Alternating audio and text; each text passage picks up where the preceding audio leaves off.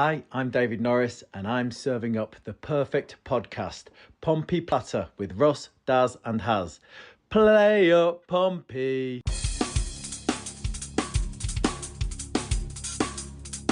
Murphy scores! A magnificent goal! That's just wonderful from Josh Murphy! Shaughnessy, great saving! Shaughnessy at the near post! Chance for Colby Bishop over the goalkeeper, off the post and into the back of the net! Colby Bishop! Lang's got his fourth! A fourth for Callum Lang!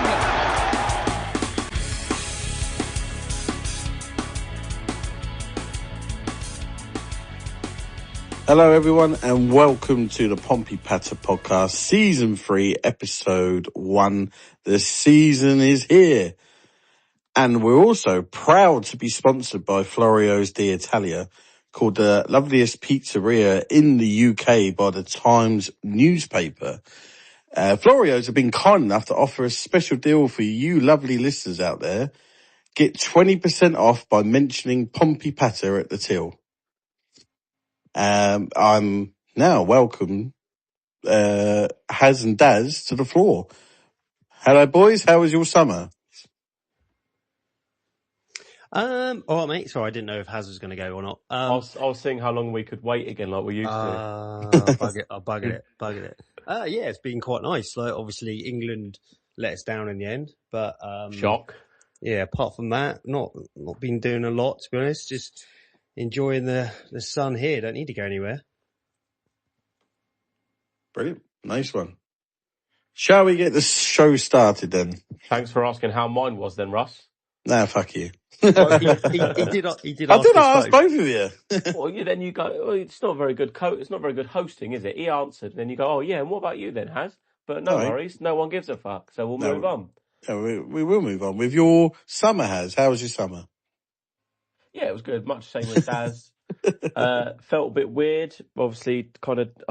Well, I think we all did. We all, like, when England was on in the World Cup, we all distanced ourselves from Pompey quite a bit. And only when England did what England do best and bottle it, went full Spurs mode, full on Spursy. We kind of came back into Pompey world, and obviously Pompey were already back and like a couple of games in. But yeah, it was weird, wasn't it? It was just we're back in training. For me, like, the World Cup's part of the previous season. So it's like that season's still going on, but the new season's already started. But with the fans forum on Monday night, the pod tonight, West Ham on Saturday, I'm fully ready, and my Pompey juices are fully flowing. Beautiful, beautiful. Right, I thought we'd kick things off with transfers during the summer. I thought we'd start with the departures first to get them out of the way. So obviously we knew about Andre Dazelle, didn't we? How have you been with that, by the way? Oh, I've gotten over it. It's fine. Sure. It took me about 3 weeks. Has their season started yet? No, they're mid-season. They're mid-season, are they? But Yeah. from next year, they're aligning. So from September, they're aligning. September 27, they're aligning with the rest of Europe. All right, that's gonna be interesting when they're frozen over in the winter. Yeah. Well, that's the thing as well, like, because there was you used to have players coming over here, didn't you, on like a month or two loans while the MLS season was like having a break. Because you know, like Landon Donovan, didn't he come over? He went to Everton, didn't he? Yeah, for the American period, I think. Beckham used to go by AC Milan, didn't he? Yeah. Do we know how he's getting on? Has he started at all? Don't know. He's your boy. Yeah, that's why. He's not anymore. Nah, he left, mate. He can fuck off. He's dead to me. Yeah. I'll have a quick little search on FootMob. And then we had maybe a surprise. Jordan Williams just all of a sudden he went out on loan to Blackpool. Dazelle's played 3 matches so far. Have they won them? Has he done anything? Scored? Assisted? No, he's got a yellow card. There you go. 2 draws and a win. So they're unbeaten since he started. There you are. The Zell impact. Williams, I think we couldn't go with another season of 3 right backs, just because it does take up a lot of space in the squad. I don't think Swanson getting a deal that is a better deal for him, and it's not a 1+1 as the last couple have been that Swanson signed. It's actually a 2-year deal with an option. I felt like Williams would have been the one to go, even if Terry Devlin is to go anyway. I don't think he will now. I think he might stay because obviously Wrexham signed the kid that was on loan at West Brom last season.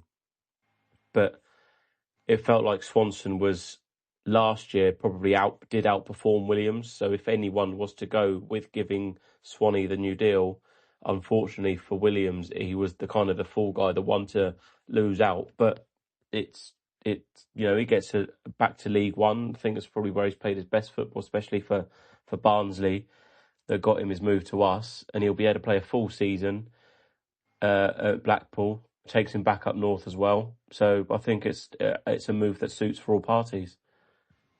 I would guess that we must have a left back coming in soon, because I know obviously Apaya's not is going to be let go. But I saw in the news today, I don't know how serious Messina is about that, but I think he's looking at Josh Knight like an option at right back if needed. I mean, oh God, really? Well, he might be better out there on the right. He'd be better just left at home. Yeah, which brings me on to the next one, which is one of them where football, I think people forget that footballers have a say in their career, and it's not Football Manager. Bowat going, if you look at it from, our perspective of, I'd rather have him than Josh Knight and Hayden Matthews personally. But Bowat, he wants to go and play week in, week out, and why shouldn't he? Look, So he's 23 years old now. He needs to be playing a full season every season. He can't be dipping in and out and making 10 to 15 appearances a season for someone. And I think he did enough to show last season he probably should have got more game time here. He scored some really important goals against Blackburn and against Leicester to help us survive. And without those goals, it would have potentially been relegation, or it certainly would have been a lot harder within those fixtures, making that impact. So much like Williams had limited game time with us, did make an impact, but ultimately wasn't high enough up the pecking order. And the fact that it's different to Williams, obviously Bowat's got, I think he has a year left, because I think he signed 3 years, but we've managed to get a fee for him. Obviously Williams has gone on loan, and then his contract will end, and then he'll leave on a free. But we've managed to get a fee for Bowat. He's going to League One to play regular football for Huddersfield. I think again it's another one that makes sense, and it's about a lot of, obviously we've got so many players as it is. Obviously I've been texting the group and what kind of situation we've been in. We knew going into this window that we were already at the 25-man squad limit. We've then signed 4 players in Maraisi, Rokashine, Odin Bailey and Daniel Bielka. So that takes us to 29. Massino then said he wanted another 6 signings, so that takes us to 35. That's 10 players over the squad limit. And obviously Kamara would count as one. The kid on loan from Chelsea would count as one, because loans count. Whereas for example, Brooke Smith and Owen Kenny don't count because there are permanent players under 21, but under 21 players on loan do count towards the squad.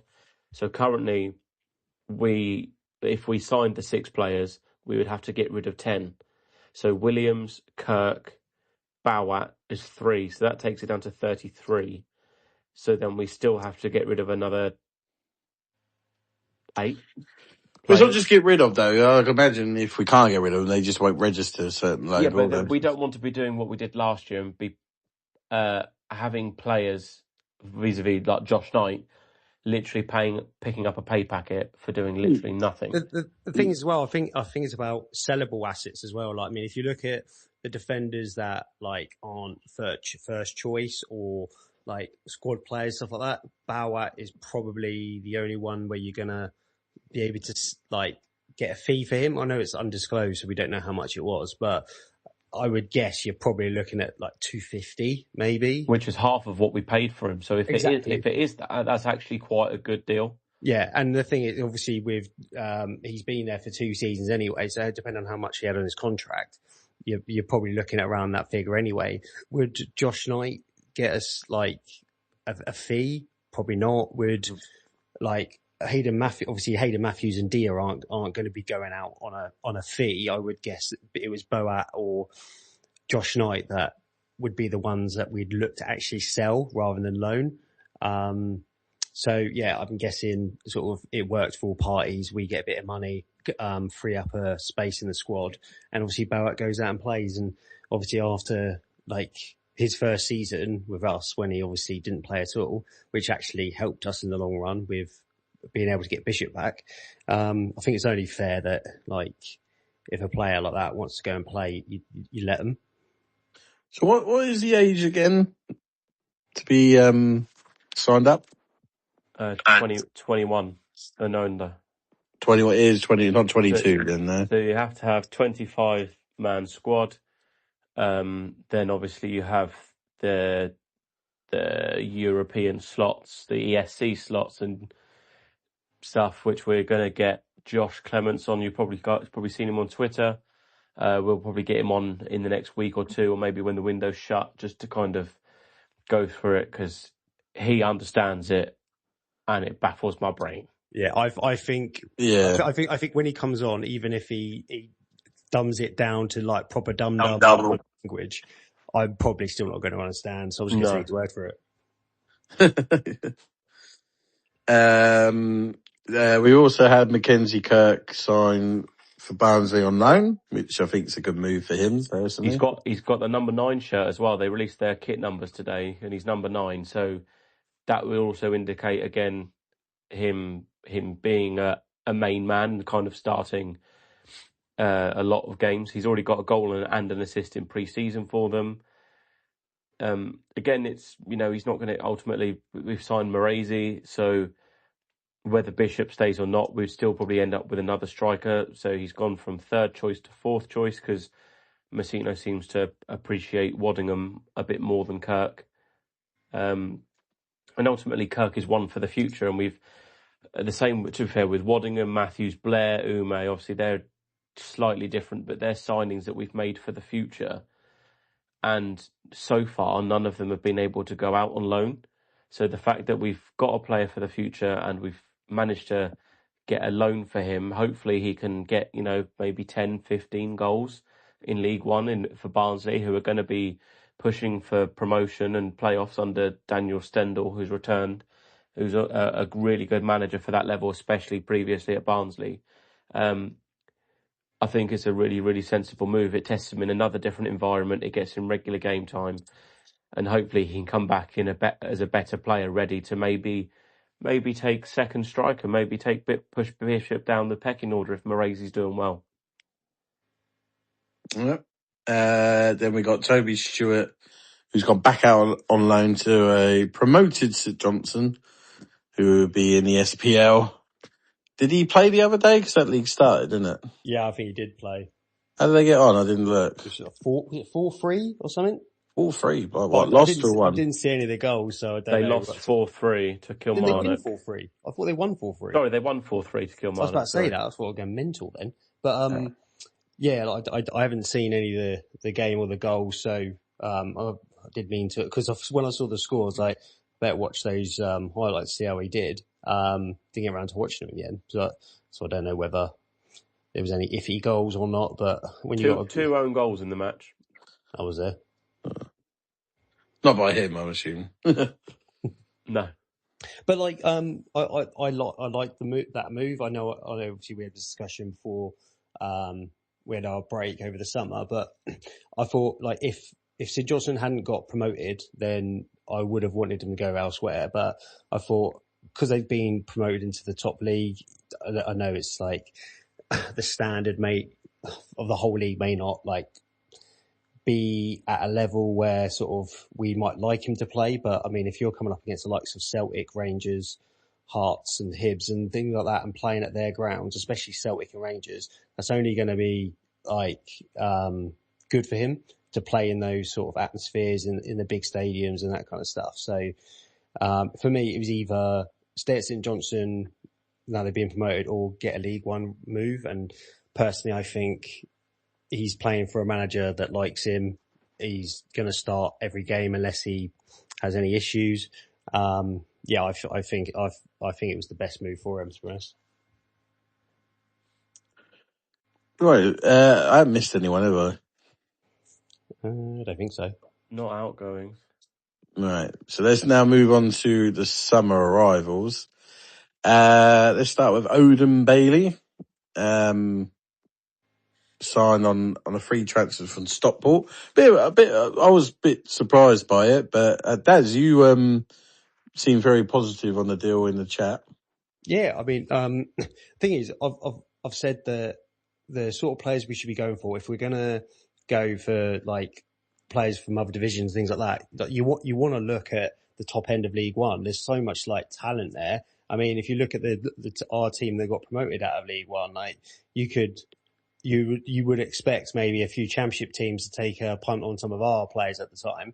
I like Stockport. I like the way they play. I know, I think Dave Challenger's now left, so I don't know who they've got in now. But I've always liked Stockport. Always liked the way they play.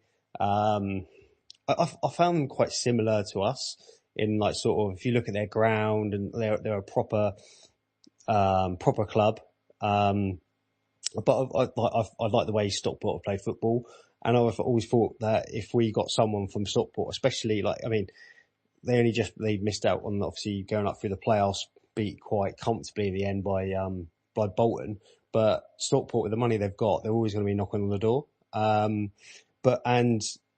from what I've seen of Odin Bailey in pre-season, I've liked him. I think he's looked really sharp, really good on the ball. Obviously he's not really, not at the start anyway. He's not going to be a starter, I would say. But then look at, Conor Shotnessy, when we brought him in, he wasn't seen as a starting centre back for us, and now he's probably our best centre back. So let's see, but I think it's a real positive move on a free. You can't argue with that. And I mean, if we were going for a bottom end League One or League Two midfielder, then I'd probably feel a bit different about it. But the Stockport as a club, how they play football. Yeah, I thought it was positive, and it looks positive at the moment. So let's see. Has Owen Kenny from Dundalk FC? You watched the game? Did he play at all on Saturday? I can't remember, mate. I've had too much going on, to be honest. Did he come on right wing actually? Didn't he? I think so. Honestly, I can't remember. I've had such a busy week, but you kind of naturally going to compare to Terry Devlin, aren't you? Because again, it's from the League of Ireland, a relatively low fee. Obviously, Terry Devlin was about 100 grand, I think. Owen Kenny's release clause was 40k. So it's the kind of punt you can afford to take, because if it doesn't quite work out, I mean, was he 17, 18? So 20. 20. Okay, so the punt doesn't work. You've only paid 40k. It's very different to say, when we paid the amount of money we did for John Marquise, obviously, when that fails, there's a hell of a lot more pressure on bigger signings for bigger money to work out. He's 20. He's got a lot of developing to do. I think in an ideal world, we probably would loan him out, but I don't think I think it's more important that we loan out other players and potentially keep him to kind of bed him in and get the right tactics and stuff into his system, and then in January we might be able to revisit it if we're in a good position, hopefully injury-wise, and maybe we've brought in a couple of other players. It was interesting because also Messino says he sees him as a number 10 rather than an actual winger, much like Segacic, but at the moment, because of the lack of wingers, until probably next week, just before QPR, where we're going to probably bring in 2. Ultimately, he's having to fulfil that role on the right wing at the minute. But I think why not go for another Terry Devlin? If it doesn't work, you've paid 40 grand, doesn't really matter, right?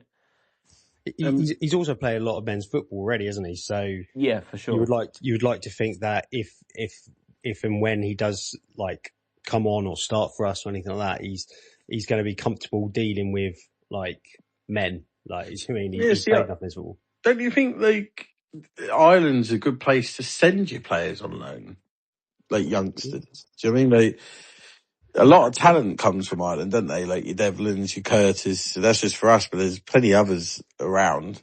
Well, would you remember we went through this patch, I can't remember when it was, we signed 5 or 6 players from Ireland to our academy, didn't we? Yeah. And then none of them went anywhere.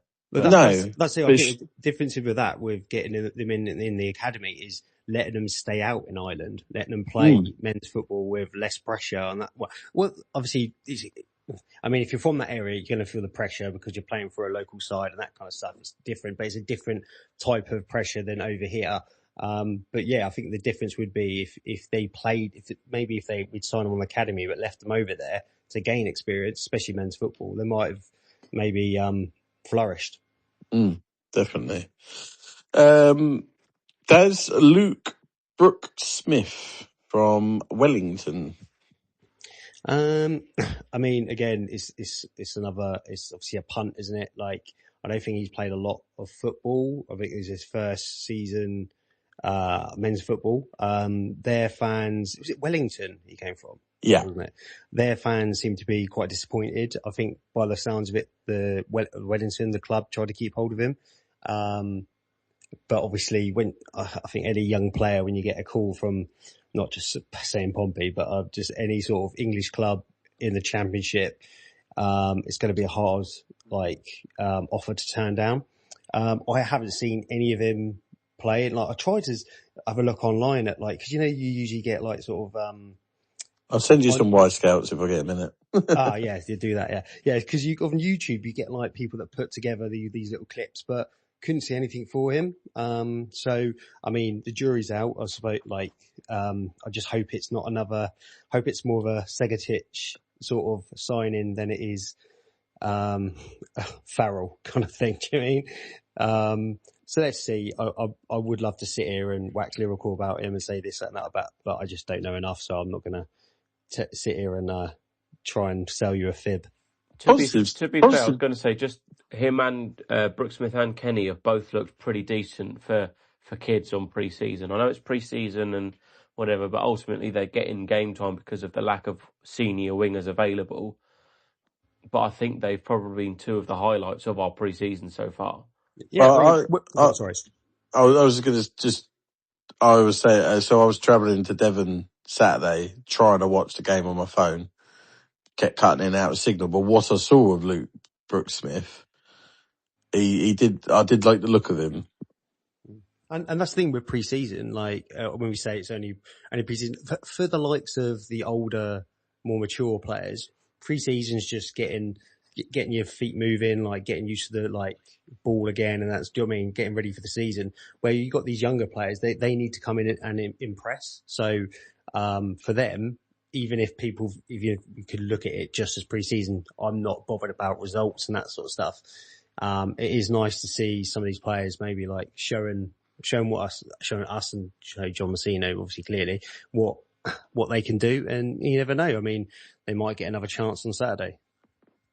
Has Daniel Bielka, I want to call it. Is that what, I hope I haven't butchered that too much. Goalkeeper from NAC Breeder. Not Brenda. And friend of the podcast. Not Brenda, no. yeah, Daniel Bielka is friend of the podcast, by the way. Oh, yes. We signed him for 650k. Reported. I think we're not kind of like Joe, but it feels like we've done the same with Joe Bursick a year later. Joe Bursick probably wasn't coming in to think to be a number two. Daniel Bielka isn't coming in to be number two either. I would assume that it would be Joe Bursick that is wanting to leave. I personally don't know whether he is actually fit but not wanting to play, maybe, because he's wanting to move and they've said, maybe they've had words. I don't know. Maybe I'm reading too much into it. I think when you're spending, quite a chunk of money, especially for a budget like we have, I know we have upped it, but it's still 600k is still a good chunk of money. He is probably going to be brought in to be challenging Schmid a lot more than Joe Bursick did. Because when, obviously, Bursick came in after Killip from the South Coast Derby and just after that, but once Schmid came back in and was fit, that was it. There wasn't really a challenge for Nico. And I think Nico didn't have as good a season either as the first season he was here when he took over from Will Norris. So I think it's also kind of we're getting a better second keeper in, but hopefully it can also push Nico on because we know that Nico can do better than he did last year. And Joe Bursick again probably wants to go and be number one somewhere. It's I kind of get it, but also it's similar to kind of merging Luke LaRue in the fact that you've spent a good chunk of money on that player, and then a year later you're binning them off or moving them on. It's not the best look as such. If you guys know what I mean by that, do you see what I'm trying to get to with that? Yeah, I get what you're saying. But I think with Bielka, I think it's a good signing. I think everyone's, as Daz was relating to the highlights packages. Everyone's highlights packages look lovely because it's all the good stuff. When you're outfield, it's goals and assists and crosses. When it's the goalkeeper, it's them finger-tipping a save over the crossbar by half an inch and stuff like that, right? We're always going to see the good stuff. He does look good in those in those highlights packages. I think Nico stays number one for now. I'll be interested on Saturday whether, because it's the first game of the season, rather than on a midweek Tuesday, does he go with Nico because he's our number one, or does he go, it's a cup competition, Daniel, you're straight in? This is what I was thinking earlier. Like, would either of you start him? I mean, I wouldn't say no to it. I wouldn't see it as a problem. Oh, I would start him against West Ham. Yeah, I agree. Who gives a shit about this? Like, I'm excited for it because it's proper football back, but it is, if we win, it's nice. If we don't win, oh well, the season starts the following week. Is it almost a glorified pre-season friendly because they've done it this way? Tuesday? I think so. I actually like it. I think they should keep it. I do as well. I think most teams are going to be looking at it like that way, and I would start him because we know what Schmid can do. So why not? Like, as we said, like you get that when you've got a good enough goalkeeper, second choice, like they're usually your cup keeper, aren't they? At least until you get to like the latter stages. So I'd just treat it like that. I'd start him. As I said, we know what Nico can do, and that doesn't mean Nico then doesn't start against QPR at home. It's just using Saturday as a last pre-season / cup game. So yeah, I would definitely start him. Right, Daz, Rocco Shane, as it's pronounced apparently, signed from Fredrikstad, for 2.5 million on a 3-year contract. Now this is out of all the new arrivals, and I'm saying new for a certain reason. He excites me the most. Yeah, I like him. Again, looking at, I'm not going to sit here and tell you I've watched that league of football or I've watched Estonian, international football, because I haven't. So I've, again, watched highlight packages and things like that. And he looks very easy on the eye, drifts around, nice little touch. And I think, he looks good. And the obviously the game against Wickham, from what I saw, he was all right. But the thing is, he tried to play the ball out to Harvey Blair quite a lot, and Harvey Blair either miscontrolled it or just didn't read where the ball was going. So it looked like Shane's like passes and that were going askew. Against Bristol Rovers when he came on, I thought he looked nice. Again, nice, tidy. I didn't watch any of the game from Saturday because I thought it was later in the day, and then I realised I looked at my phone and it was like full time. So I didn't see any of that. So, I mean, the real test is going to come on Saturday, and what a test it is for him coming up against probably the favourites to get promoted from our division. But why not? Why not get yourself thrown in there? He's an Estonian international. So the international stage is a big stage. So it shouldn't sort of throw him off. And, we'll see what he can do on Saturday. You watched the whole game? Yes. Did he stand out at all? Yeah, much like Brooke Smith and Kenny, I think Rocco Shane is one of the standouts of the pre-season. You can see that there's a player there, and you just hope that, obviously, again, it's pre-season and it's at a lesser pace, and we've played lesser teams. So the real test will be, okay, maybe we're going a bit too drastic because West Ham were a Premier League team and still have probably half of their starting 11 at least are Premier League standard players. So maybe we're going a bit too much of a big jump, but it will be certainly a good chance to see where he really is at, having impressed in that pre-season so far. I think also one more thing with Shane, I think you'll see the best of him. I think when we've got a winger on each side, say we've got Murphy on one side, hopefully Kamara on the right, I think that's when you'll see the best of him, because again, from his highlights package, he liked to get it up and spray the ball diagonally into the wingers. So I think when we've got our starting wingers playing, I think that's when you'll see the best out of him as well. And I think also as well, having him as that box-to-box 8 and having a proper 6 there. Obviously, at the moment, LaRue obviously played at the weekend against Darmstadt. Marlon Pack is out injured and hopefully going to be available within the next couple of weeks. Ibu can play there, but again, he really is a box-to-box 8 as well. So I would personally be playing Ibu as the 6 for now, with Rocco as the 8. And then Segatic as the 10 for now. But, whether it's Jesper Cisse, which has been a name flirted with us, who's also a fellow Gambian with Ibu. It's a name that's been flirted with us for over a month. Lots of reports from various outlets. Andy Moon a few weeks ago said it's not happening.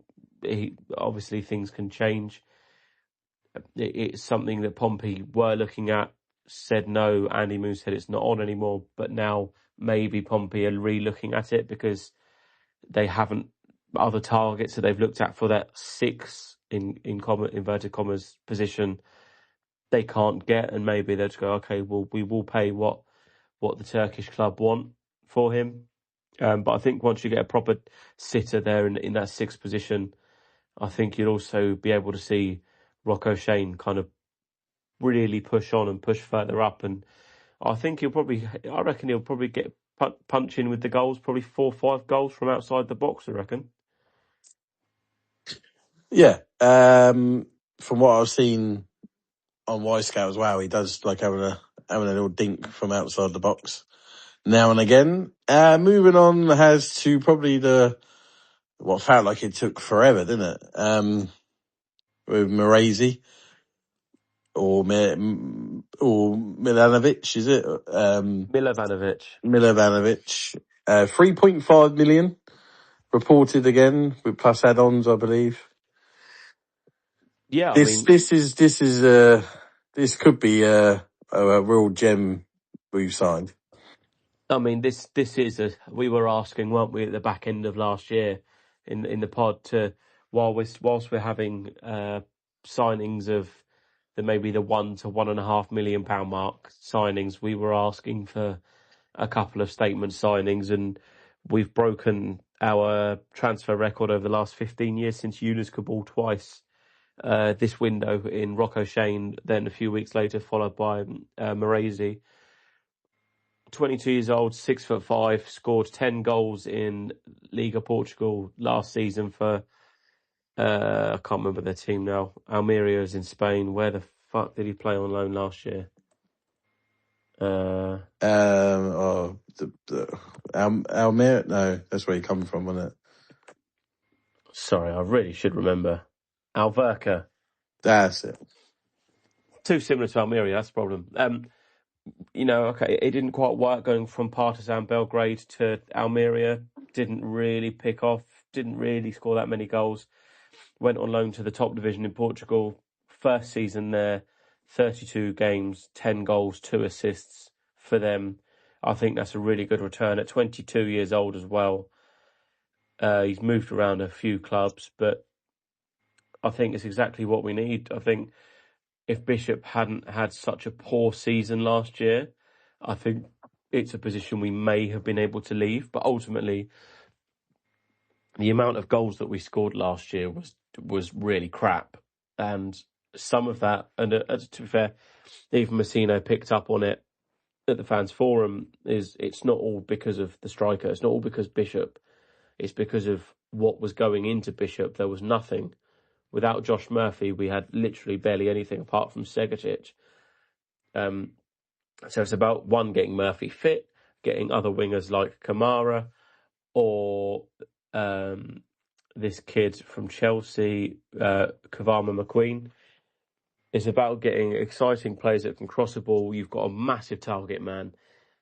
And I think it's also important to personally keep Bishop, because if you're 1-0 down or whatever, you need a goal and the team are defending, you've already got one of them on the pitch, you bring the other one on, they're going to have to take on, you're going to have at least three players to defend against the two of them. So I think it's a really, really good signing. It's really positive. The club are spending more, which is what people have been asking for. It's 22 years old, so there's plenty of room for growth and potential sale for more money as well in the future, which, again, on Monday at the Fans Forum, Andy Cullen kind of referenced and saying that we're kind of getting to the stage where it's kind of, we're feeling the fruits of that, obviously with Callum Lang, and obviously we've had the links of Devlin. So it's one that we can develop and sell on for big money. Hopefully he can score, 10, 15, 20 goals this season, and I think, you can't see many negatives to do with that deal, really. Yeah, Daz, anything you've got to say about Morazi?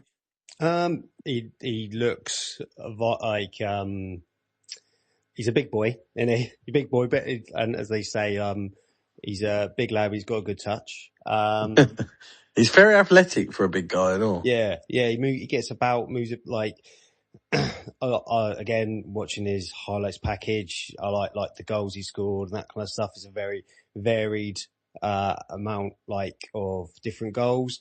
Good in the air, which you would hope he would be, but obviously he's not just good in the air. He looks big and powerful in the air as well.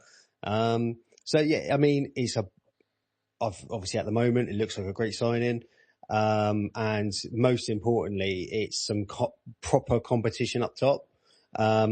I think even if Bishop had a barnstorming season last season, I still would have wanted us to go out and get another striker, and not by that I mean an actual striker that's going to compete. Like Waddingham and Kirk, and even Waddingham is closer than Kirk is. He still was never going to push it Bishop as much as he needed to.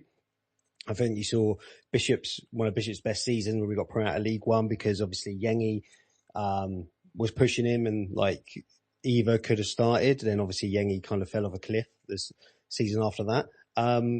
But yeah, it's positive. It's good money. So, I mean, we have got to be patient at the start. We don't want to just because he hasn't scored in 2-3 of his first games that he's rubbish and waste the money.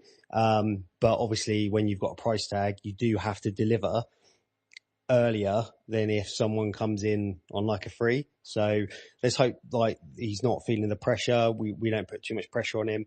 And the sooner he gets his first goal and gets off the mark, the better. Yeah.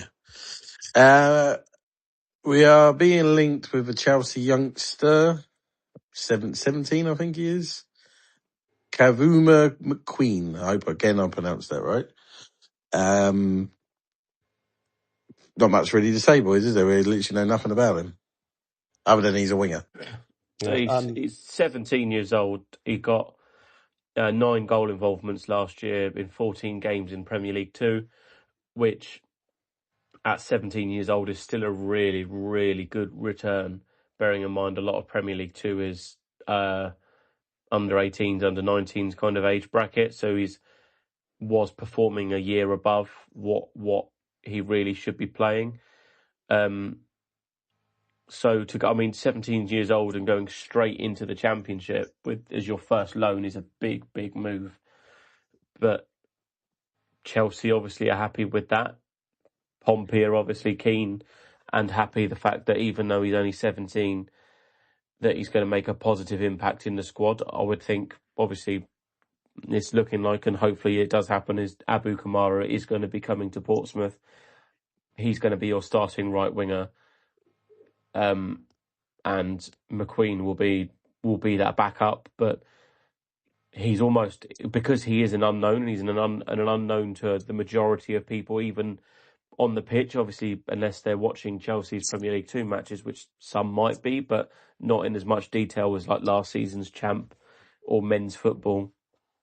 He's a kind of an unknown for the opposition as well. They won't necessarily know what to expect by taking him on. I think age is just a number, right? If you're good enough, if you're young, good enough, you're young enough, right? So obviously he's not coming in to be a starting winger, but we'll see how we get on in the first 6 months. But as you said, Russ, he's a relatively unknown, so we can't really go into much more than that, I don't think. No, definitely not.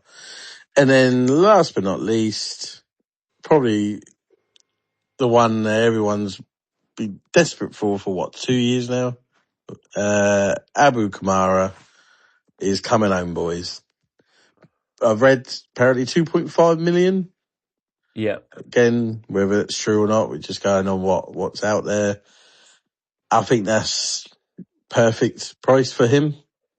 I think we would have paid that, wouldn't we? Was it like when we got promoted, was that the number we were looking at?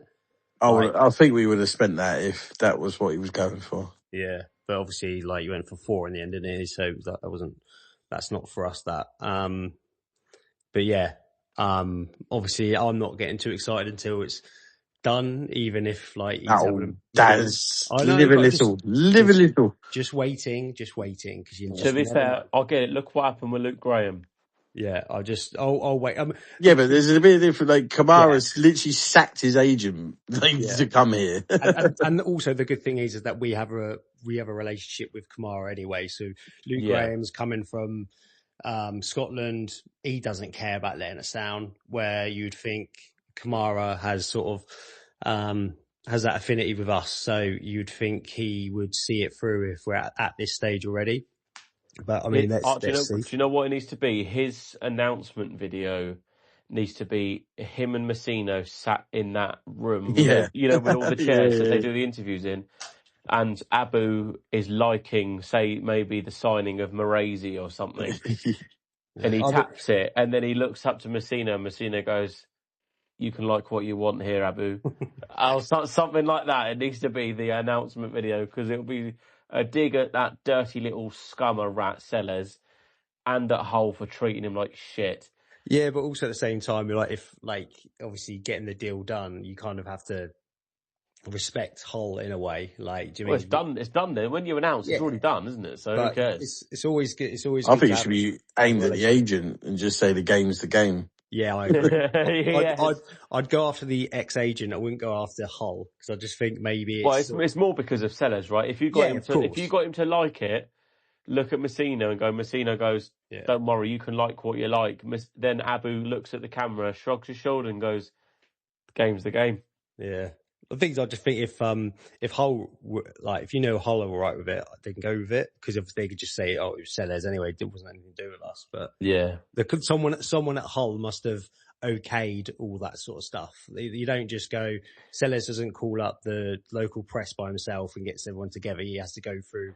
They'll have like a press officer and that sort of stuff. I mean, that was genuinely crazy. It was putting a fucking love heart under Paddy Lane's post. I mean, but that's also come from pressure from their fans, clearly. So, like, their club, Hull wouldn't have touched that at all unless they've been having some push down from somewhere. So, but I think the Hull fans knew he never wanted to be there. Yeah. No, when we played Hull the last game of the season, he didn't even, I don't even think he clapped their fans. He come and clapped us. He did, but a very minimal clap for them. Yeah. And he literally did a stadium tour, shook everyone's hands. And then after the game, he had his photo with the FA Cup as well. Yeah, and then after the game, my boy always at last game of the season, he gets his shirt signed and that. And Kamara was there forever signing for. He was the first whole player out. It was quick as lightning. It was like, Jesus, there's Kamara. And he was there for he is desperate to come back. He sacked his agent because his agent was being a cock. I've never been more, and I was confident all along he was coming back because I knew how much he wanted to come back. As soon as you sent that photo of his new agents taking over, and obviously we saw Fabrizio Romano's tweet as well, it was like, yeah, this is happening now. Yeah, and he it just the fact that his ex-agent even had a meltdown on Twitter. Apparently, I think he's deleted some of that stuff, by the way. He's deleted a lot of it. I think all of it. He was responding to a guy up in Hull, and his last sentence was, "Nobody tells you nothing." And I was like, well, with grammar like that, no wonder you're losing clients. Yeah. But I mean, appreciate the guy that signed for Bradford is made it as a professional footballer. But for that agent to then come and try and brag that he's signed someone for Bradford, as like a big time Charlie, it's like, come on, mate, what are you doing?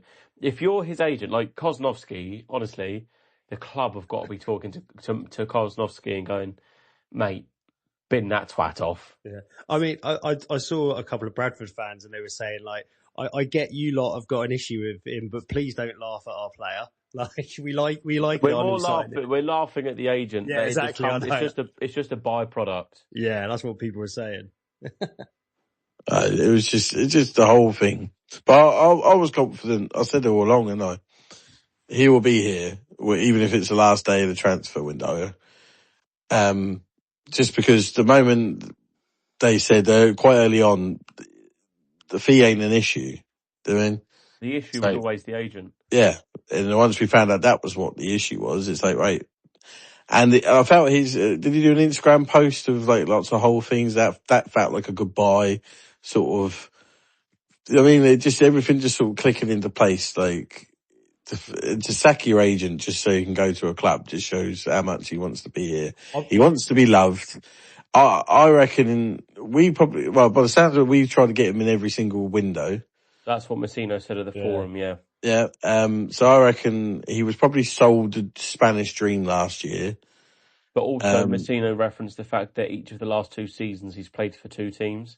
So then for like the first season he'd already represented Norwich before he went to Hull, so that meant he couldn't move. And then last year he represented Hull and then went to Getafe and then couldn't move again. So that's why we haven't been able to sign him in the winter windows. Yeah. And the thing is, maybe with him going Getafe, maybe it was he didn't have a great season with Hull, so maybe it's like, you know what, get away, get out of the country, play somewhere different, get some new experiences. Yeah. But it's just, you'd have been told that, you're going to play against Mbappe and, He almost scored the winner for Getafe in he did. In the Bernabeu. So. But that's it. But the problem is that going to Getafe, they don't play in the way that suits a player like Abu Kamara. No, they're very defensive. Yeah, and fair play to Kamara. Like, he's shown some real maturity. I said, obviously, when that stuff came out, I was like, he's got to be in charge of his own destiny. If he really wants to come, he'll come. So, like, fair play to him. Like, obviously, I'm waiting until it's signed, sealed, delivered.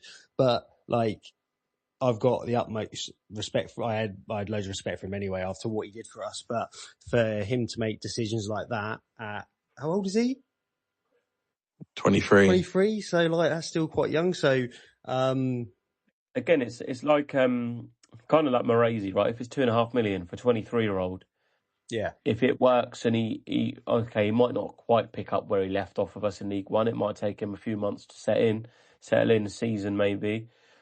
But if you can get him on a 4-year deal in a couple of years, you might be able to sell him for 7-8 million. Exactly. And then again, it's that club, what we want him to do of buy cheaper and sell for profit.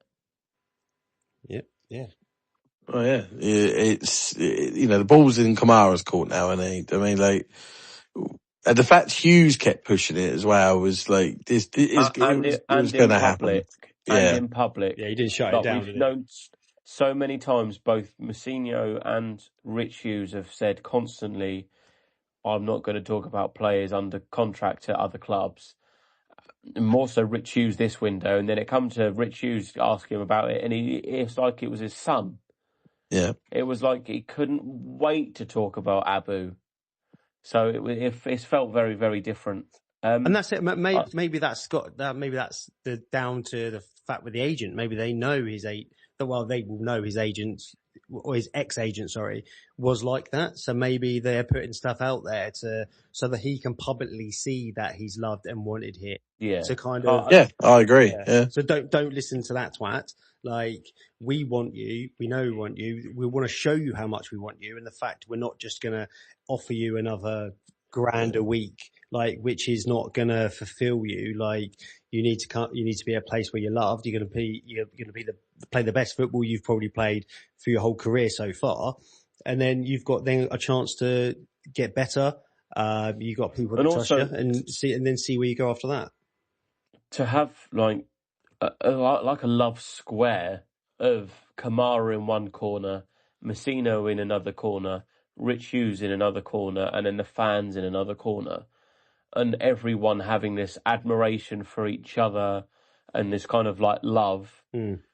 It's very rare that you get that. Yeah, and the fans want Kamara and have wanted Kamara, and he's basically become the new Ben Thompson. Yeah. Rich Hughes wanted Kamara back. John Mousinho wanted Kamara back since he left, and Kamara's wanted to come back here anyway. So whenever he was going to leave Hull, because it didn't quite work out, it felt like it was always going to be us. As long as we stayed in the Championship. Yeah. I can't remember who tweeted it. It might have been Pompey Pedro tweeted the picture of the Saints scout. Like, well, not a scout, is he? Whatever the part of the analysts, we're looking through his binoculars, and it's like that has probably led us to getting Kamara back this season. That was Brooke, actually. Yeah, was it Brooke? Yeah, someone I couldn't remember which one it was, but that moment probably got us Kamara. Yeah, which is fantastic. Well in scum. I was quickly going to say, so obviously we worked out that there would be up to 35 players in the squad. The 6 players that Mousinho wants to sign. So we're going to take Kavana McQueen as 1, Kamara as 2, Cisse or another 6 as 3, a left back as the fourth signing. I just read not long before we come on here that we're not looking for a left back. That's bollocks. That has to be bollocks. That's why I think if he sees Josh Knight as a right back, then Swanson, he'll play. He said he's happy with Swanson at left back. Josh Knight shouldn't be anywhere near. Let's see. Championship football. We know John Mousinho likes to bend the truth to sort of keep. Oh yeah, I wouldn't be shocked, but I also think that maybe it takes the pressure off if it don't happen. Yeah. So my question. So say it is going to be a left back. What are the other 2 places he wants to sign? The other 2 positions. So you've got the 2 right wingers, a 6, a left back. He wanted 6. There's two places left. I think I want another centre back. What positions are they? No, yeah, another centre back for sure. And then I personally, me and you has, for everyone who's listening, we had like a bit of like not an argument, but like you wanted 3 wingers, I wanted 2. But with one now being a 17-year-old, I think 3 wingers is a must. Yeah, I think it depends on. The thing is, left wing options is either Josh Murphy or Anderson, and they're both very injury prone. So I would like another left winger, probably. So currently it's Brooke Smith. Yeah, is that a lot of pressure to put? Like, I'd love it if he came and started and absolutely blew it up. But the thing is, what you get there, if you haven't got another left winger to be able to replace him or like sort of give him a bit of a rest, you're going to be like what happened to Melinik Ali, who started off barnstorming for us and then dipped off. And I honestly think one of those main reasons was that we didn't have anyone else to sort of compete with him or like sort of bring him out to give him a rest. And I think you would have seen a better Ali over the course of that half season. So yeah, I wouldn't like to put all that on Brooke Smith, just like I wouldn't want to do it, even though Kenny's played a lot of men's football, I wouldn't like to do it to Kenny. So I would, if Anderson or Josh Murphy are going to be fine, I haven't got an issue, we'll just leave it. But if they see their, you don't want 4 left wingers, do you? That was the trouble I was having of, like, let's just say Murphy gets fit again and Anderson get fit again, and then they are fit for the whole season. But you're then going to have a lot of players not playing. But it's very, very unlikely that that's the case. You don't know in football, do you? That's the trouble. You do, because they're injury prone. So yeah, but if you then overcompensate and it doesn't happen, and then you're weaker in another area. But what other areas apart from that do we need to? I still think we need another centre mid or an attacking mid or something, because we can't rely on John Swift. Hey, leave Jihadi John alone. I saw John Messino also said that he would like Kenny in the 10. Like, well, obviously Segicic will be the starting 10. So maybe I don't think he will Saturday. Huh? I think he'll be on the right wing Saturday. Who, Segicic? Yeah. As long as Adams isn't in the 10. We never know. The thing is, I think with the game on Saturday, I wouldn't read too much into the line, like, as in sort of, I wouldn't take that as gospel for QPR, because it might because Kamara will be there by then. Yeah, because you might just need to sort of fill a few like gaps until next week. And the good thing with Kamara is he's had a good pre-season. Yeah. Like, he's been playing, scored. I mean, it's not like we're signing a player that even they haven't been bothering with. Yeah. Do you reckon Kamara gets number 11 shirt? Who's playing number 25 at the moment? It's been given to someone, isn't it? Because that's what he was wearing. Rocco Shane, isn't it? Yeah, because that's what he was wearing for us, wasn't he, when he was here? So the fact we got rid of Mackenzie Kirk so quick, I thought, Kamara's definitely coming. Well, yes, because he had it, didn't he? Yeah. What number did he wear at Hull? 44. Oh, was it? You never know. He might like that number. I don't know. I'd have to see what numbers are available. And then I can't remember what he wore at Getafe. Don't know. No idea. They haven't announced shirt numbers yet, have they? I don't think so. No, because Jordan Williams is still on the list at the minute. Bowat's still there. Surely they'd have to announce that soon, though, wouldn't they? Because they'll have to do it either tonight or probably tomorrow. Because you would assume with Williams gone, Swanson will go back to number 2. Well, what do they have numbers on the squad sheet? Like, what's Morazi doing? Like, well, yeah, exactly. He's been number 9 where he is, but obviously we've got Colby. So does he take 19 maybe? Because obviously Farrell's dead. So R.I.P. Jacob. So you may as well give his shirt number away. So he might want 19. 18. Who's got 18? Kosnovsky. You can't really take his number because he's out injured. You might be able to ask, he might want number 99. You'd have to ask the EFL for permission for that. That's a very European kind of thing to do, isn't it? Well, yeah, but that's the goalie's number, isn't it? The Ewell 99. What's that? Bielka? Yeah. Mate.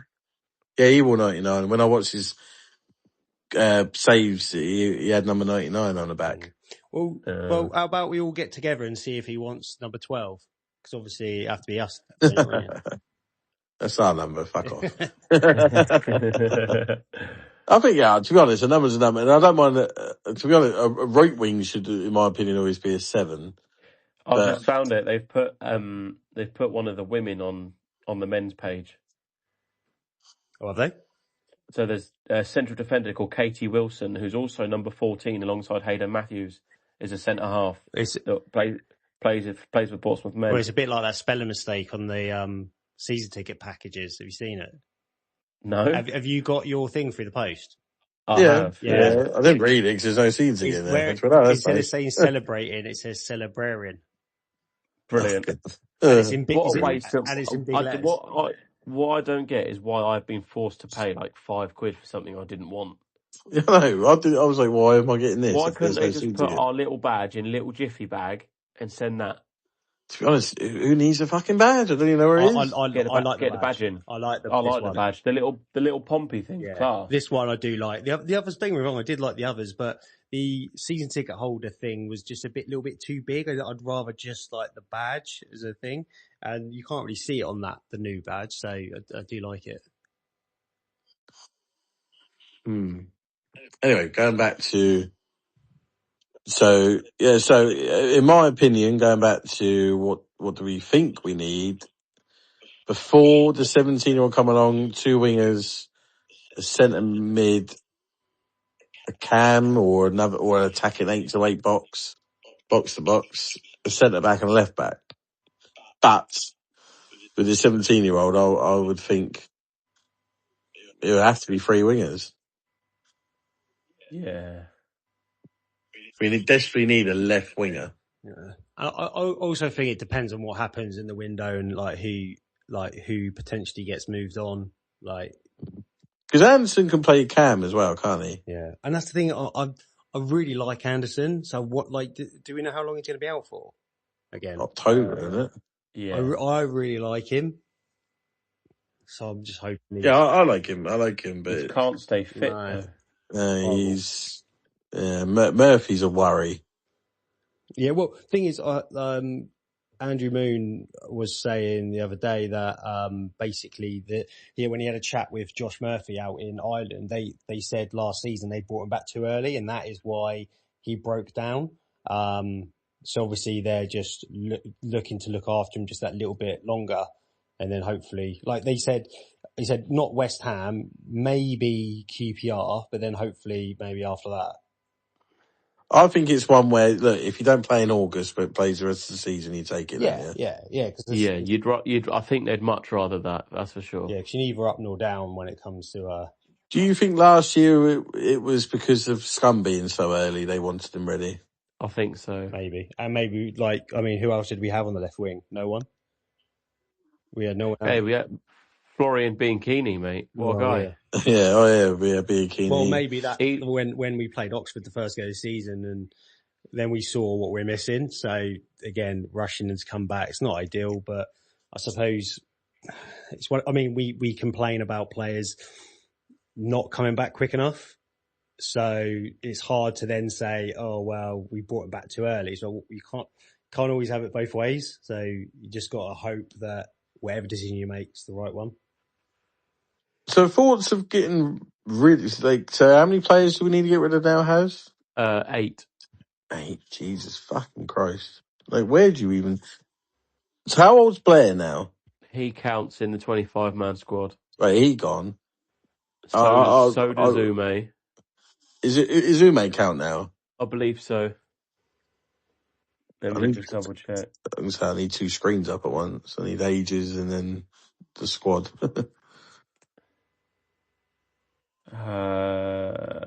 I think so. Birthday's in January, so he is now 21.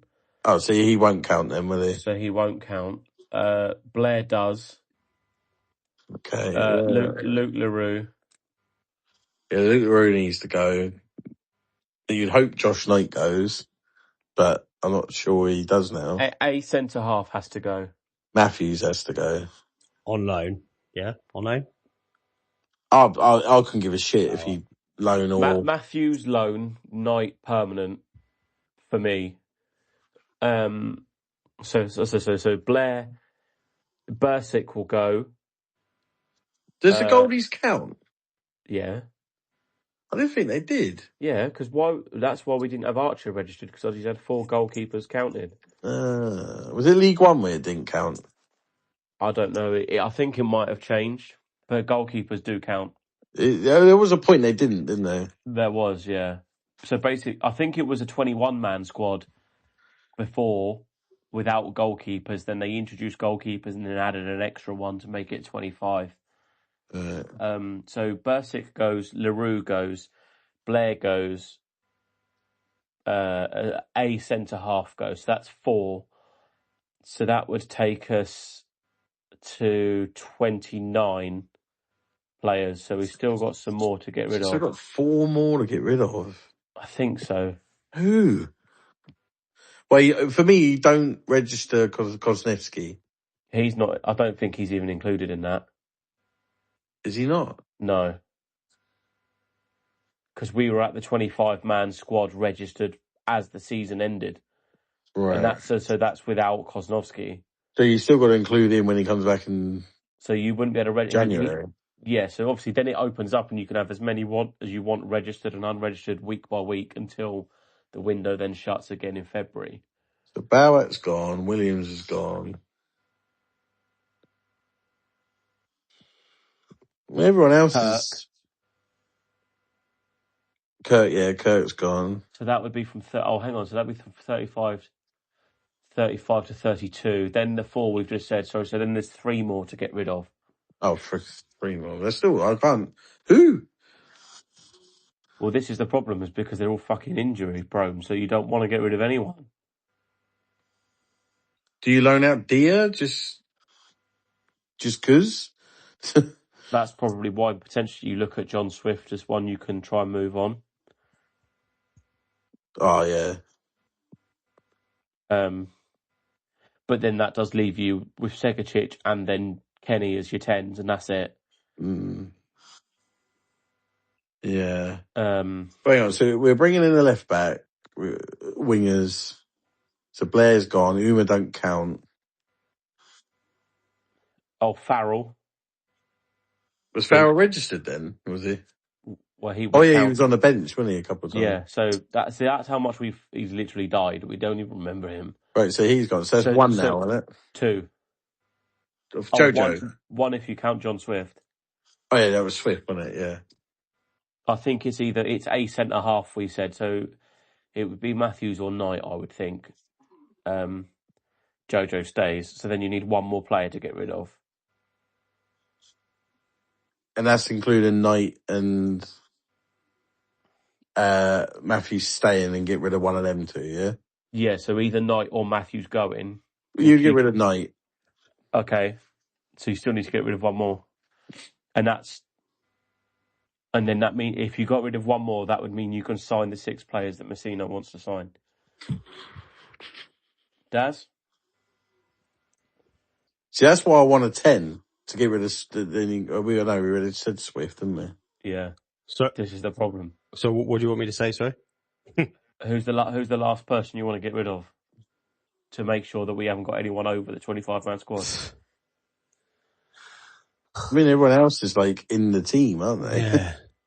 Only because everybody else is bloody injured. Well, that's the thing. I think you're going to have to... I think that's the thing where we might have to wait and see and see if someone is better than who we have in that position. Do you know what I mean? So... Well, I suppose, yeah, it's one of them we won't be able to sign. So obviously we get Kamara and we get this Chelsea youngster, and there might be a case of we have to get rid before we get in. Yeah.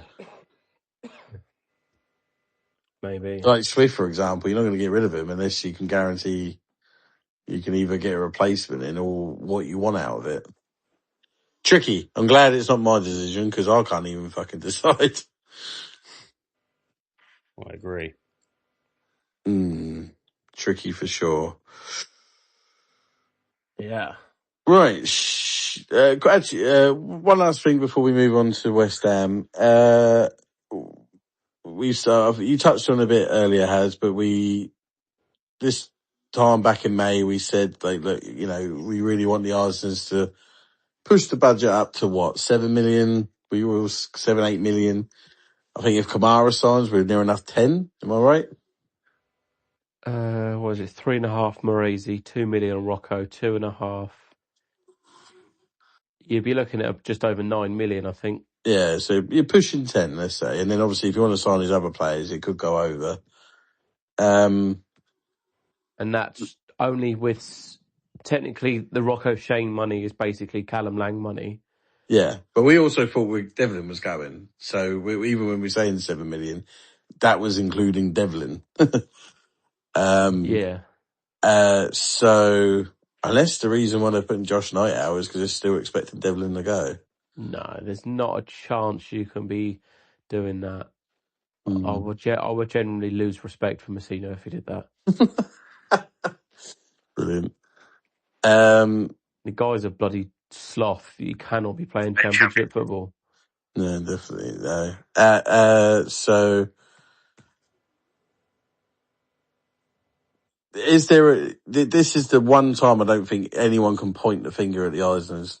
Am I right? No, yeah, we've asked them to do this. Like, we've asked them, obviously, last summer was obviously the time where I think we wanted them to step up then, but they've done it now. So fair play to them. I've said this before, all you can ask for from a set of owners is that they give, the football department, the tools to be able to do things better. That doesn't mean that it's going to be better, but all you can do is give them the best opportunity. And I mean, we're pretty much only sort of halfway through the recruitment if you really look at it. So let's hope if we can continue with how things are going, if we can maybe get another two at least of like the Kamara / like Shine and Marazzi sort of signings, and then the rest sort of like in and around sort of like they're gonna maybe not make us better but make the squad better. Then then I mean the pressure will be on Messina and stuff like that, but again, like, it's one of those things where you don't want to like sort of put too much pressure on at the start. Just because if we maybe lose the first couple of games doesn't mean it's the end of the world, and then it's money down the drain, and Messina doesn't know what he's doing with a budget, like that sort of stuff. Like, but also look at our start last year. Exactly. We had a really, really good start the first 5 games, and then we just tanked it. Exactly. So yeah. So you don't win leagues in the first month. You don't get relegated in your first month. So as long, and I think we should trust Messina. He's got a great body of work to show that. Okay, it hasn't been plain sailing the whole time, but he's managed to bring us through, get everyone together, and sort of see us through to what we need to achieve for that season. So let's hope we're looking up rather than down. Definitely. Have you got anything on West Ham for us? West Ham, mate. They won the World Cup, mate. Cheers. They won the World Cup. They were in '66. They won the World Cup, boys. Not a lot, really. There's a bit of turmoil going on in kind of the ownership way. Obviously, I don't know if people saw, but you had BBC Panorama joint investigation, I think, with the Times about their co-owner David Sullivan, about his misconduct of sexual activity and various surroundings around that kind of thing. Shock. I won't go into it too much. Probably best not to. Yeah. But he did that. He did go do it too much. That was his problem. Well, cheers, Daz. Great. But there's also his kind of stake is basically up for sale. The owner that's already there, who is the owner of the Royal Mail, Daniel Krasinski, I think it is, he wants to buy some more of it. You've also got Amanda Stavely and her husband, who were part owners of Newcastle a few years ago, are interested in buying it, and they're kind of fighting over this like 25%. They've only signed one player whose last name is La Madrid, they've sold Crescencio Somerville for like £55 million to Saudi Arabia. They sold Mateus Fernandes to Spurs for £85 million. They're about to sell Max Kilman to Palace for £60 million. I don't know who scouted Max Kilman and thought £60 million, but fucking hell, they don't need a job in football anymore. Palace need Dougie Freedman back. That's why. So they're selling a lot of players. Wan-Bissaka wants out. Edson Alvarez supposedly wants out. So they've got a lot of big earners that are kind of moving on and earning a lot of money. They haven't brought anyone in apart from La Madrid yet. So the fans aren't really that excited. Obviously, they're doing the typical big team coming down league thinking they're going to walk it. Just wait till they get slapped in the face a few times. Obviously, we saw they sold Freddie Potts for 10 million to Club Brugge, which is again a surprising move considering how well Freddie Potts did for us in the Championship a couple of years ago. You would have thought, being a West Ham boy through and through, and obviously the connections with his dad, it was the kind of thing that you would have wanted to get him in that team to start and build it round him, really. But it's an interesting move. I think for Freddie, it's a great move. For West Ham, I think it's a big mistake. But fair play to West Ham. I mean, giving us 9,000 seats of the allocation in the away end. They've had to move season ticket holders to accommodate us, which again has pissed off their fans. £10 for an adult, under 18s is £1. This is the kind of stuff we can get behind. It means that although London is an expensive place to go, for everything else, they've made it as cheap as they can for the tickets to make it a bit more an affordable day out during the summer holidays, the first weekend of the season for families, kids and everybody else in between, right? Because ultimately parking, taxis, the tube isn't too bad, but it's going to be bloody really busy.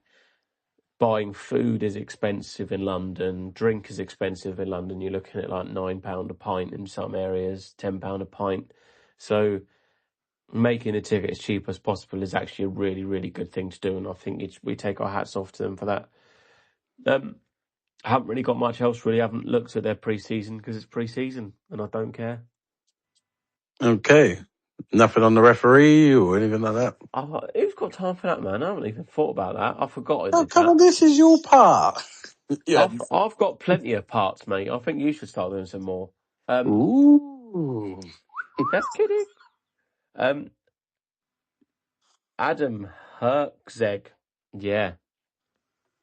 That's the referee's name. Will he be using a whistle? Maybe. Cool. Oh, if I was a betting man, I would say he's odds on to use a whistle. There you go. You heard it here first. The referee's going to use a whistle. Pompey Pato exclusive. Right, before we go on to our predictions, we were how long ago invited by Fanalists to... I mean, you can't even say their name right, so well in you. What, Fanalists is literally how it is. Fanalysis? Analysis. There you go. There we go. They got in contact with us, I want to say, the end of last season? Yeah, back into last season, yeah. Yeah. They are basically a place for fans to go on, just to be able to go on and express your opinion, but a bit different to like a Twitter or X, or whatever you want to call it, where you can pretty much just stick to your own club. You can put on predictions, predict lineups, have a say on games, put your players rating in, match reviews, all sorts. And, we've basically been asked to sort of be the ambassadors, is that what you want to say? Yeah, kind of, yeah. Like the mouthpiece for the Pompey fans, kind of. We used it throughout the World Cup, boys, didn't we? And it's something you kind of really get into, and you can see the other people's ratings and that you follow each other like you do on here. the point is that you're only in conversation with fellow fans of your club, so it's meant to limit the amount of negativity like there is on Twitter, where there's a lot of digs and abuse and everything. You can see other clubs' feeds as such, but you can't comment on it, so you can only talk Pompey. But yeah, we did a lot during the World Cup as kind of a tester. All ratings, you give the manager rating, you give the subs ratings, you give the referee a rating, you do your predictions. It's all a bit of fun. But I've enjoyed it so far, and I'm looking forward to doing it for Pompey now. And you can create your little avatar by using a photo. Like you take a photo of yourself, and then it creates it in like a cartoon form. It's quality. It's actually like really good resemblance. I love it. Yeah, I love it. I look at it quite a lot, and we're going to push the hell out of it, aren't we, boys? Yeah. So go on. Sorry, mate. So I was just going to say, it was involved last season in the Premier League. This season is the first season it's gone to the Championship.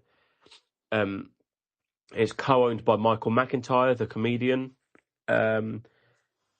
It's been in consultation with Sky Sports. So if you'd have watched things like Friday Night Football, Monday Night Football, Super Sunday on Sky Sports, they had put them up at halftime of Premier League teams, and you had Dave Jones going to the big green screen, and they'd put it up of what the fans had rated, and they'd kind of used it on there. So they're in there with Sky Sports, and they are supposedly going to be using it more for the champ. Obviously, this is the first season of the Championship, but they will be using it on when the Sky is showing Championship games. They'll be using it on there too, like they did last year with the Premier League. Yeah, and we were saying, weren't we, that if any of you guys can like join it, then obviously whack your prediction into that. Can we see there's in the app, or if not, worst case scenario, you can send us a screenshot, Pompey Patter of your Finalysis prediction, and we'll give you a shout out. I think there's like a prediction league in there or something like that. So I'm sure we'll be able to, as more and more games go on and more people join, then the more will everyone be able to see. So, have you boys put any predictions yet on the app? I have, yeah. Ooh. Go on then, Daz. What are you going for? I've gone for the missionary 2-1 Pompey. Fair play. Nice. Az? I haven't actually done mine yet. Ooh. No, nor have I. I've done the prediction. You do line up predictions as well in there, don't you? But I haven't done mine yet, just in case we got any last minute signings. Yeah, that's what I was going to wait till like Saturday morning. I'll go. So with our predictions, obviously we know from the last 2 years we've been doing a predictions table, and the loser, Daz, had to wear a scum shirt the first year. This year I had to dress up as Sam Smith, which everyone seemed to enjoy but me. You loved it, really. Shut up. So we've made a few changes to our fixture predictions. We've got some different rules, different regulations, just to make it a bit more exciting. So last season it was 3 points for the correct scoreline. Like if you predicted 2-1 and it came in 2-1, you get 3 points. 2 points for the correct goal scorer, and then 1 point for the correct outcome. So if you said it was 2-0 to Pompey, but it finished 1-0, you'd still get a point because you predicted the Pompey win. This year, we've gone for 4 points if your goal scorer that you've picked is the first goal scorer of the game. So you get an extra 4 points. You get an extra 5 points if your selected goal scorer scores an own goal or gets a red card. Just for a bit of fun. It's not going to happen, is it? But a bit of fun. And 6 points if the goal scorer you pick scores a hat-trick. So, when we go Morazy every week, eventually he's going to score a hat-trick, isn't he? Every week. So there's also a few different rule changes as well. So players cannot pick, so myself, Russ and Daz, cannot pick the same score as each other or the same goal scorer in the same round.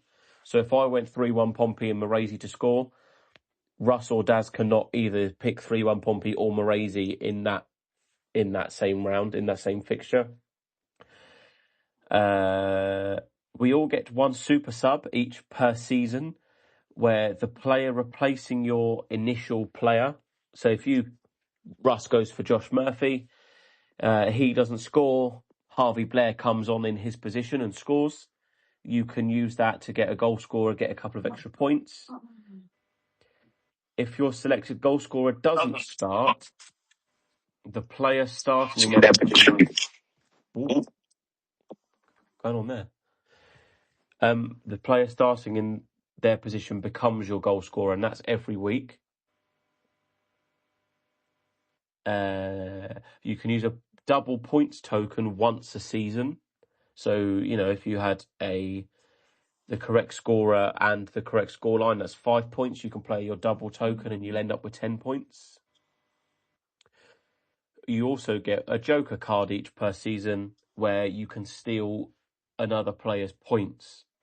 But the joker must be played before the fixture takes place, but not necessarily live on the podcast. So if I see Daz's prediction and he's picked what I want to go for, I can message Russ off the podcast or before the match kicks off and say, I'm stealing Daz's points this week. Then obviously Russ can verify it when we come to the next podcast.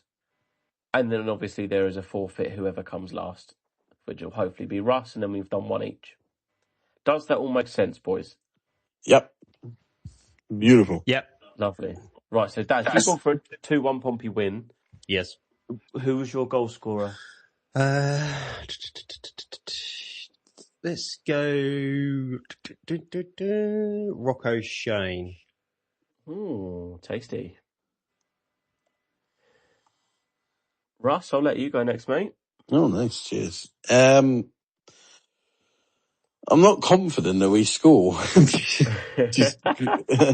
but for the fun of the game, I will go. Is this 90 minutes or does it go straight to pens? Go straight to pens. It does go. So it'll be the 90 minutes then. I'm going to go 1-1. And I'm going to go for Segasic. Fuck it. Lovely. And then you've both kind of stolen what I was going to go for. Daz took what I was going to go for, and I was going to go for a 1-1, and Russ has taken it. So I'm going to go for a 2-1 West Ham. I'll go the other way. So then we've got all bases covered. But for a Pompey goal scorer, I'm going to go Brooks Smith straight in, because I think he's going to start, because we haven't got anyone else available on the left wing.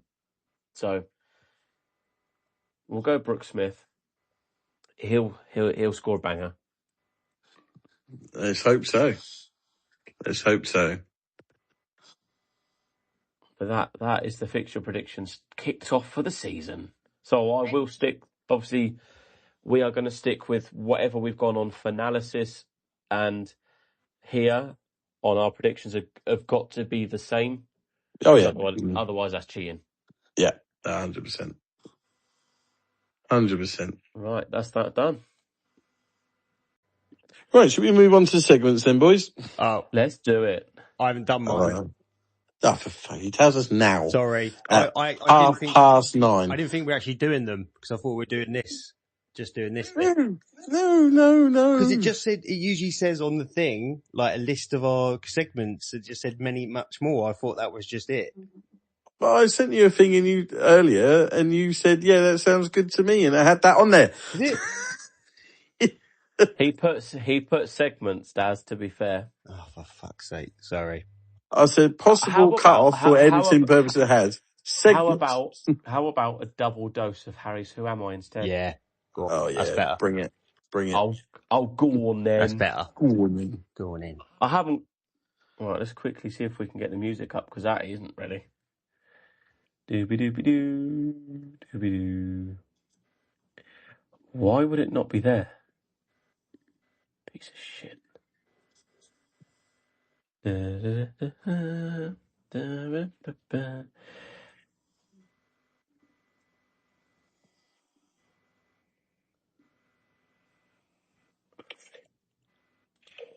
Fuck, don't delete it.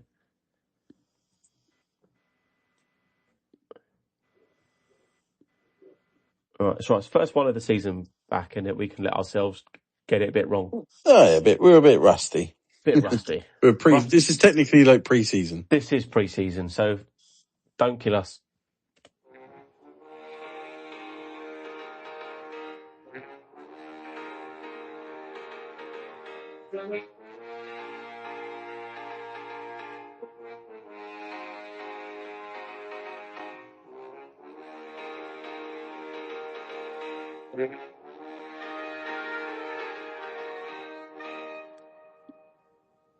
How did that sound through my microphone, by the way? Sound all right? Yeah? Yeah, absolutely gorgeous. Cool, lovely. Just so people are aware, we have purchased microphones this year. We feel like we're getting a bit more serious for season 3. So hopefully the audio is sounding a bit more crisper. If it's too loud, if it's too quiet, please don't be afraid to give us a DM or reply to on Spotify or whatever, and just give us a bit of feedback, because this is the first time we've used them. So we're more than open to feedback, just to let us know what it's like so we can get it right for everyone, because we don't want to be too loud or too quiet and burst people's eardrums. Also, in case anyone notices mine sounds different, I had an issue with mine and I've got to get a new one. So mine's not being used at the moment. But myself as Has and Daz have used it, so if it sounds nice and crisp, let us know, and hopefully Russ will have his for next week. Right, are you ready? Yes. For episode 1, clue 1? Yes. Yes. Lovely. Clue number 1. 23 of the 45 goals I scored in my career were for one team. 23-45. Depends how long his career was. Could be a midfielder, I would say. More than likely a midfielder. They were scored for one club. Was that one club Pompey? Or maybe not. Let's just get something off. Who's a midfielder that popped up with a goal now and again? How many goals did McLaughlin score for us? Surely more than 45. He was here a long time, wasn't he? Well, 23 was the... Well, he definitely scored more than 23, because then I'm sure he's a top scorer a couple of seasons, because he took pens. Yeah, true. Let's try and think. Well, someone like Sammy Igo. Yeah, go for it. I'm going to go for Sammy Igo, get us off the board.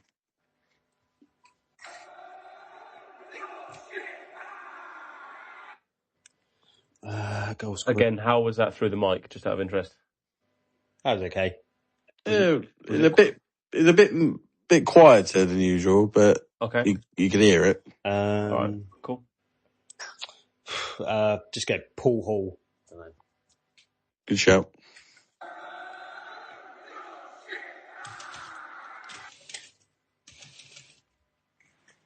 Who's counting cash? I was going to say, what was that? I was just closing my blinds. Sorry, I thought you could hear that. It sounded like one of them cash machines in a drug den. Didn't it? I thought you could hear that. We hear everything. Clue number 2. Pompey were one of 2 clubs that I played for situated below the Midlands.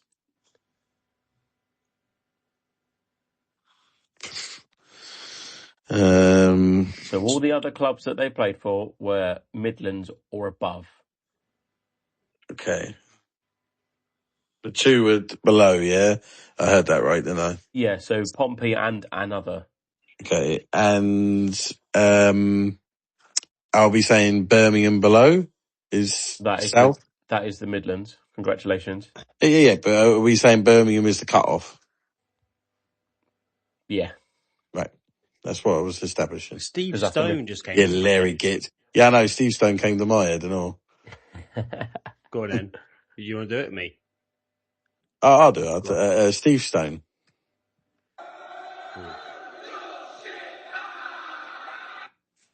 She's saying I don't think he scored that many, did he? Well, he might not. That 23 might not be at us. Oh, yeah, I keep forgetting about that. Midfielder.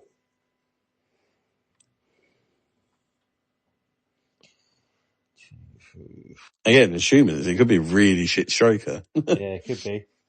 I'm just going to go Josh Murphy. Just can't think of anyone, so I'm just going to throw that in. See, would Wales count as like below the Midlands? Well, yeah. Well, Swansea, I mean, so. Pointlessly. No, Swansea, Cardiff, wasn't it? Yeah, I just threw that out there because I just couldn't think. Clue number 3, and your final clue. I am a one-cap wonder for England. Not Nugent, is That's it? what I was just thinking. But he scored more than 45 goals. You'd think, wouldn't you? Yeah, he scored, even when we did that, your darts, and he was in the top 100 odd for the championship. Yeah. Oh. One cap wonder. Obviously Mark Chamberlain, he played for England, didn't he? Yeah, but he got more than one. He got more than one cap, didn't he? I don't know. Sure, because he went to Italian 90, didn't he? Yeah, but did I he don't know if he played, but surely he got more than one, because he played in that famous game with John Barnes against Brazil, didn't he? Mm. Who else had one cap? Who played for us? Who has played for us, sorry. One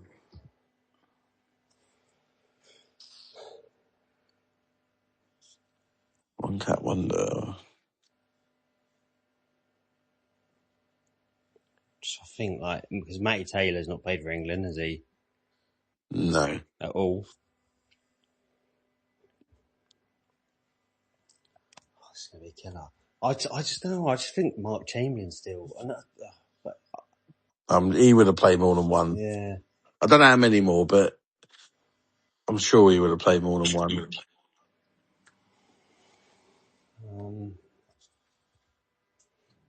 This is a killer.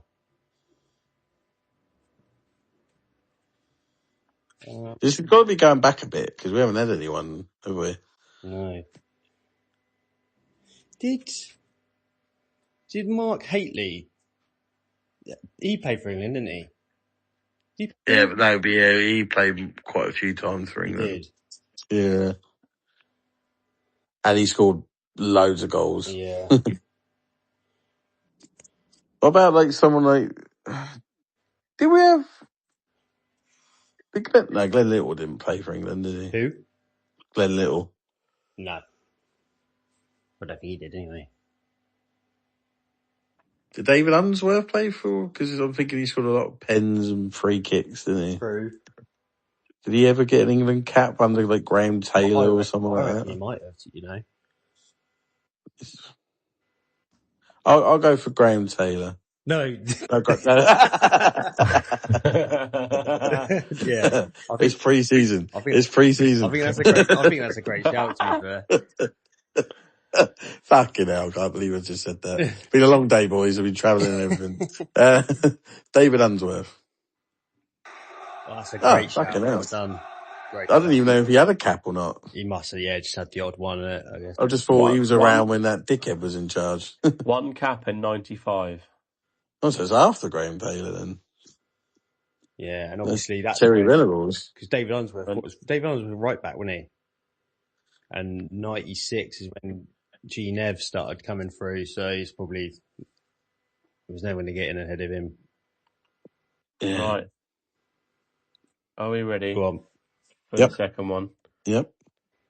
As you got the first one, just. Blimey, I've just Googled this next player to get up. Ready. And the last time I searched this player's name was 4 months ago, so that's that's when I did this. Right, clue number 1. I joined the same club on loan twice in my career.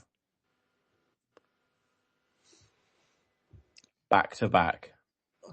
Oh, so he went Back to back. Right. went on loan, came back, went on loan. Obviously, we don't know if it's Pompey or not, do we? No. I might go down the Pompey route. Yeah. Just trying to think, do we ever loan anyone and loan them back again? No, we loaned him. We loaned Johnson but then signed Johnson, didn't we? What about Allen? Is it Scott Allen? Alan. Oh yeah, we loaned him twice, didn't we? Scott Allen? Alan. Good Steve. shout. Yeah, Steve. Steve. Alan. Scott Allen? I thought it was another Daz's Hail Marys then. Russ, what are we thinking? I know it weren't back to back, but I just want to move on. Steve, it was Stephen Anderson's name. I feel like my brain's gone to mush. It was Stephen Anderson, his name, wasn't it? The goalie. Yeah. Yes. Right, thank God for that. Been a long day. Clue number 2. I played with Liam Lawrence, Trevor Carson, and Michael Jacobs. But not at Pompey. I hate the fact he stopped saying that, I know. but not at Pompey. Right, Liam Lawrence, Michael Jacobs. Who's the other one? I've got dead brain here. Carson. Carson, yeah.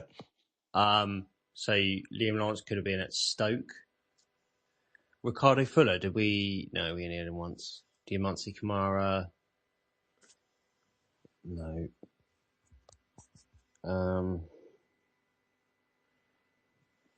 So you got Scott Carson. No, Scott. Is it Scott? No. No, Trevor Carson. Facts, honestly. Jesus. Trevor Carson, he could have played at Pompey. I really need to go to bed. Trevor Carson. What if Andy Moon now tweets, "Don't go to bed"? Oh. Unless it's Kamara. Did we loan Jake Jervis twice? We definitely had him twice. Fuck it, go for him. Yeah, Jake Jervis.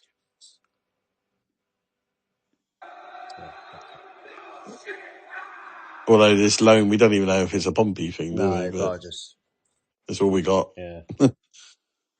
I honestly don't know. I'm just going to move on by saying someone like, I don't know, Teddy Sheringham.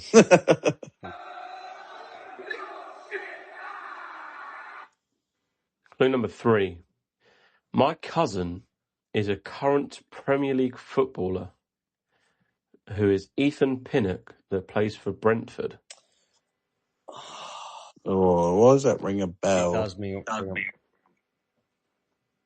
Oh my God, this is going to be annoying.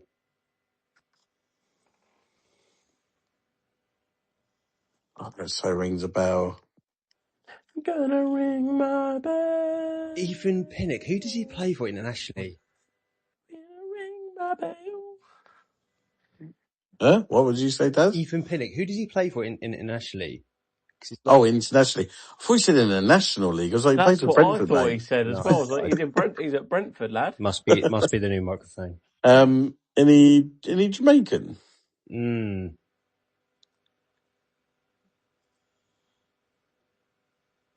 Oh no. I ain't got a clue who this person is. Neither do I.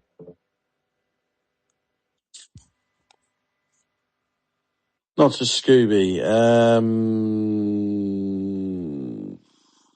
Dion Burton. Oh, I honestly don't know.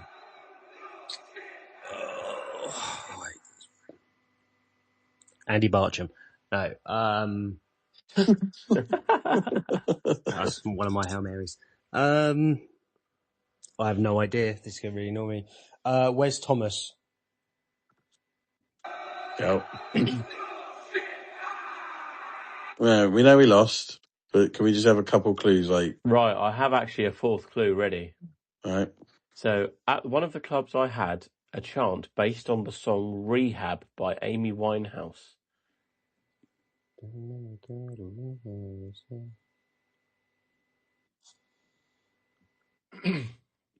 Yeah, no, that didn't help. No.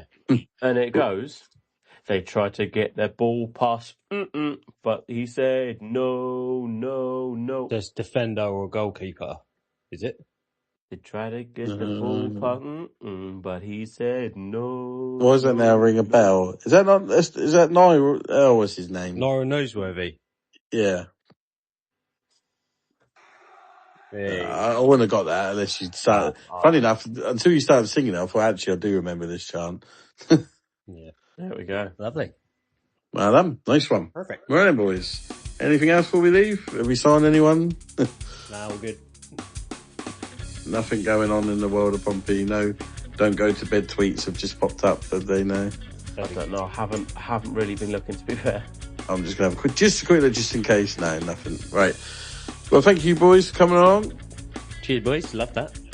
And we'll do this again this time next week. Oui. Hopefully with Pompey win, but do we care? I don't know. Peace. See you later. Bye.